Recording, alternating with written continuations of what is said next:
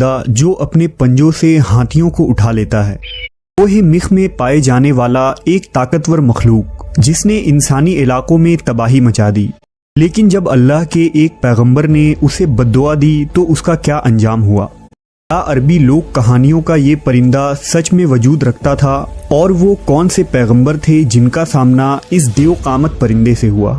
ہماری اس خوبصورت دنیا میں نہ جانے کتنے حسین اور حیرت انگیز راز پوشیدہ ہیں، جس کی جھلک ہمیں قدیم اساطیری کتابوں میں جگہ بجگہ ملتی ہے۔ انسانی تاریخ میں کئی اقسام کے عجیب و غریب مخلوقات کی کہانیاں مشہور ہوئیں، جن پر انسانی دماغ کا یقین کرنا مشکل ہے، لیکن وہیں ان کے متعلق معلومات ہمیں ان کی طرف کھینچ لے جاتی ہے۔ انہی مافوق الفطری مخلوق میں ایک نام عنقا کا ہے۔ عنقا قدیم زمانے میں وجود رکھنے والا ایک عجیب و غریب پرندہ تھا۔ اس پرندے کی پرواز بہت دور دراز تک ہوتی ہے۔ کہا جاتا ہے کہ عنقا سورج کے غروب ہونے کے مقام پر پایا جاتا تھا۔ جسامت کے اعتبار سے یہ سب سے بڑا پرندہ تھا، یہاں تک کہ یہ اپنے پنجوں کی مدد سے ہاتھیوں کو اس طرح اٹھا لیتا جیسے چیل چوہے کو اپنے پنجے سے اٹھا لیتی ہے۔ کہتے ہیں کہ جب عنقا ہوا میں پرواز کرتا تو اس کے پروں سے ایسی آوازیں نکلتی تھی جیسے بجلی گرج رہی ہو یا زور کا سیلاب بہہ رہا ہو۔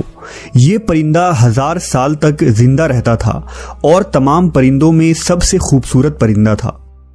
حضرت ابن عباس بیان کرتے ہیں کہ اللہ نے موسیٰ علیہ السلام کے زمانے میں ایک پرندہ پیدا کیا تھا جس کا نام عنقا تھا۔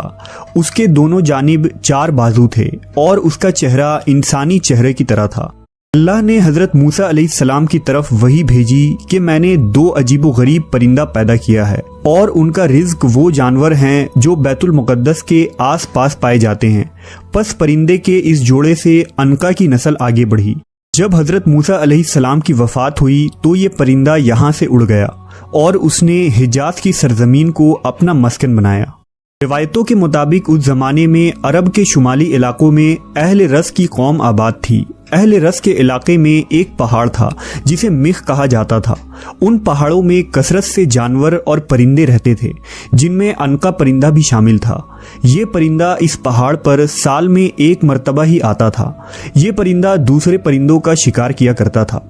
ایک دفعہ عنقا کئی مہینوں تک بھوکا رہا کیونکہ اسے کھانے کے لیے کوئی پرندہ نہ مل سکا، لہٰذا وہ اپنی بھوک مٹانے کے لیے اہل رس کے علاقوں میں آ گیا اور بچے کو اٹھا لیا۔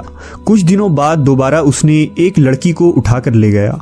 اس زمانے میں اہل رس کی طرف ایک نبی مبعوث کیے گئے تھے جن کا نام حضرت حنظلہ بن صفوان علیہ السلام تھا۔ پس لوگوں نے حضرت حنظلہ علیہ السلام سے عنقا کے بارے میں شکایت کی۔ اس پر حضرت حنظلہ نے عنقا کے لیے بددعا کی۔ پس عنقا پر آسمانی بجلی گری جس کی وجہ سے وہ جل کر ہلاک ہو گیا، اور پھر دوبارہ کبھی اس نسل کا کوئی پرندہ اس دنیا میں نہ دیکھا گیا۔ مفسرین نے لکھا کہ اہل رس کو اہل رس اس لیے کہتے ہیں کیونکہ وہ جس علاقے میں آباد تھے وہاں ایک کنواں تھا۔ یہ کنواں ان سے پہلے کی قوم یعنی قوم سمود نے کھدوائی تھی۔ پانی پیتے، اپنے مویشیوں کو سیراب کرتے اور کھیتی باڑی کیا کرتے، اس لیے انہیں اہل رس کہا جاتا تھا۔ ان لوگوں کا ایک بادشاہ تھا جس کا نام البس تھا۔ جب اس بادشاہ کی موت ہوئی تو شیطان اس قوم کو گمراہ کرنے کے لیے اس بادشاہ کے جسم میں داخل ہو گیا۔ اہل رس نے بادشاہ کے مردے جسم سے یہ آواز سنی کہ میں نہ کھاتا ہوں نہ مجھے موت آئے گی، اور میں ہی تمہارا معبود ہوں۔ لہٰذا اہل رس کفر و شرک میں مبتلا ہو گئے اور بادشاہ کے اس مردے جسم کی عبادت کرنے لگے۔ پس اللہ نے ان کی طرف حضرت حنظلہ علیہ السلام کو بھیجا جن پر خواب میں وحی نازل ہوتی تھی۔ حضرت حنظلہ نے اہل رس کو بتایا کہ بادشاہ مر چکا ہے اور اس میں روح نہیں ہے، بلکہ شیطان اس کے جسم کے اندر حلول کر گیا ہے تاکہ تمہیں گمراہ کرے، لہٰذا شرک سے توبہ کرو اور کسی کو بھی اللہ کا شریک نہ ٹھہراؤ۔ اہل رس حضرت حنظلہ کی باتیں سن کر آپ کے دشمن بن گئے، یہاں تک کہ ان لوگوں نے آپ کو شہید کر دیا اور اس کنویں میں پھینک دیا۔ قوم پر یہ عذاب نازل ہوا کہ اگلے دن وہ کنواں خشک ہو گیا۔ قوم کے لوگ کئی دنوں تک پیاس سے بدحال رہے، فصلیں سوکھ گئی اور کچھ ہی عرصے میں تمام لوگ مر گئے۔ درندوں نے وہاں حملہ کر کے تمام لوگوں کی لاش کو کھا لیا، اور اس طرح اہل رس کا یہ سرسبز و شاداب علاقہ ایک وحشت ناک بیابان میں تبدیل ہو گیا۔ بعض مفسرین عنقا کو صرف ایک افسانوی پرندہ قرار دیتے ہیں اور زمانہ قدیم میں اس کے وجود سے انکار کر دیتے ہیں۔ وہیں دوسری طرف دنیا کے بہت سارے اساطیروں، لوک کہانیوں اور کلچرز میں عنقا کا ذکر مختلف ناموں کے ساتھ ملتا ہے۔ قدیم مصر کی تاریخ میں عنقا کو بینو نام سے جانا جاتا ہے، جس کی فنکاری آج بھی مصر کے قدیم کھنڈرات میں نظر آتی ہے۔ مانا جاتا ہے کہ قدیم مصر میں عنقا کا ایک عظیم مندر بھی موجود تھا، جس میں سال میں ایک دفعہ بینو پرندہ اس مندر میں آیا کرتا تھا۔ ہندو مت میں عنقا سے ملتا جلتا ایک پرندہ گرودا کا ذکر ملتا ہے، جسے وشنو دیوتا کی سواری مانا گیا ہے، جو اس کائنات میں کہیں بھی اڑنے کی صلاحیت رکھتا ہے۔ ہندو مائتھولوجی میں گرودا کو پرندوں کا راجا کہا گیا ہے، جس کا جسم انسان کی طرح ہوتا ہے، جبکہ ہاتھ، پاؤں اور پنکھ ایک بڑے باز کی طرح۔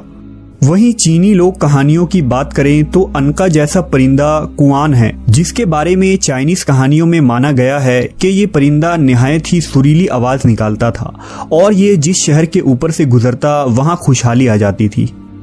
اسی طرح یہودی صحیفوں میں زیز نامی ایک پرندے کا ذکر ہے، جس کے بارے میں کہا جاتا ہے کہ یہ پرندہ جنت کے ایڈن گارڈن میں رہنے والے جانداروں میں ایک تھا اور آدم علیہ السلام کے اس دنیا میں آنے کے بعد یہاں بھیجا گیا۔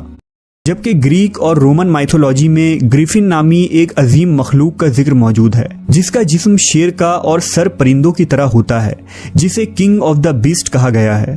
قدیم یونانی گریفن کو دولت اور خوشحالی کی نشانی قرار دیتے تھے۔ گریفن شمال کے پہاڑیوں میں رہا کرتا تھا، جہاں یونانیوں کے مطابق اپولو دیوتا سال میں ایک مرتبہ ظاہر ہوا کرتے تھے اور گریفن ان کے خزانوں کی حفاظت کیا کرتا تھا۔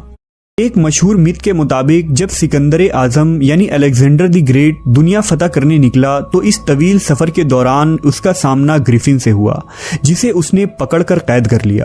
کہا جاتا ہے کہ سکندر اس کے پیٹھ پر سوار ہو کر 7 دنوں کے ایک سفر پر بھی روانہ ہوا تھا۔ اتنے سارے تہذیبوں اور علاقوں میں عنقا کے متعلق کہانیوں، پینٹنگز اور مورتیاں اس بات کی طرف اشارہ کرتی ہے کہ ایسے مخلوق قدیم زمانے میں واقعتاً وجود رکھتے تھے۔ لیکن مسئلہ یہ ہے کہ ہم انسان اس دنیا میں تب ہی کسی بات پر یقین کر پاتے ہیں جب ہم اسے اپنی آنکھوں سے دیکھیں۔ یہاں تک کہ ڈائناسورز کے وجود کو بھی ہم انسانوں نے تب مانا جب ہمیں اس کے باقیات ملے۔